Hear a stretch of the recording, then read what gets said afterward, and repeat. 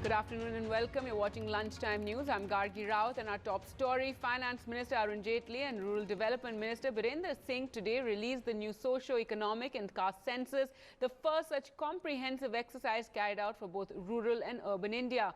The new census data reveals important details regarding the socio-economic condition and educational status of various castes.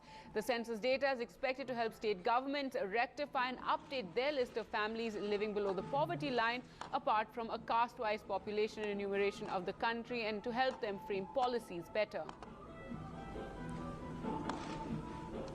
It's also a document which will contain various details with regard to the specifics of regions, communities, castes, groups, economic groups, and give us an opportunity to measure the progress which households in India have made. A document of this kind, which will reflect the realities of India, is going to be a very important input for all policy makers, both in the central government and the state governments. And I'm sure with the enormity of schemes and their reaches that all governments have, this document will form a basis of helping us to target groups for support. Well, let's go across to Rahul for more on that. So Rahul, give us some of the highlights of this census data. Gaki, one, this was an exercise which was started by the UPA. In 2011 census, at that time, the compilation of the data, eventually the government, now what we can say, that with this report, the government has much better evidence in terms of workable evidence on who specifically needs what kind of governmental assistance, which policy needs to be targeted in which geographical area or which section of the society with what kind of intensity. That perhaps is a crucial offtake. What we can say is that what this survey also does is that based on certain parameters which were created at one time, certain communities, certain castes can be put under certain categories. Now data is available that X caste in X village or X block of an XY district requires this kind of policy focus. And because of this policy, this data, the government can now target its policies which are being created in Lutyens zone in Delhi or in the state capitals in a much more organized and focused manner.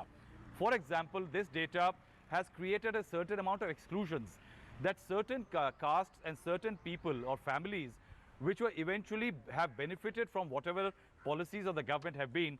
Say, for example, there are 14 criterias like 2 to 3, 4 wheeled vehicles. Those who possess can be out of a certain poverty level. That's a kind of a categorization of poverty which has been done. Some people who have mechanized agricultural farm implements, all those people can be excluded. So nearly 7.05 crore families are out of that depraved level of poverty. Nearly 16 lakh families have been added that they don't possess these criteria, and that is why they need to be included. Also, what is important, that you had a broad picture of a BPL family, but now we have a family, nearly 10.69 crore families, which are called deprived families. And these deprived families can be given focused attention. Which of these are what caste, they can be focused much better in terms of the kind of benefits they can be given.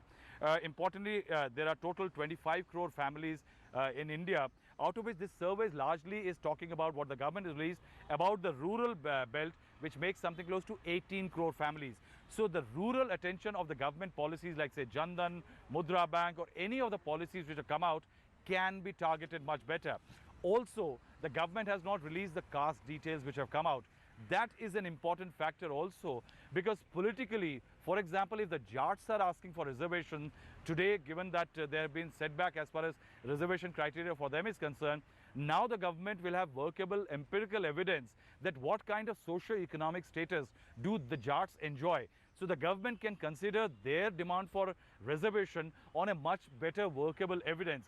If certain communities in which are yet out of the SC ambit, for example, scheduled caste ambit, they need to be given some kind of better benefit because they are most backward, the government can focus and target policies. I think it's both an economic policy and also also a political tool now in the hands of the government, that policies can be focused better, so the government perhaps can reap better dividends at the end of its term in 2019. All right, Rahul, thanks so much for joining us with all those details.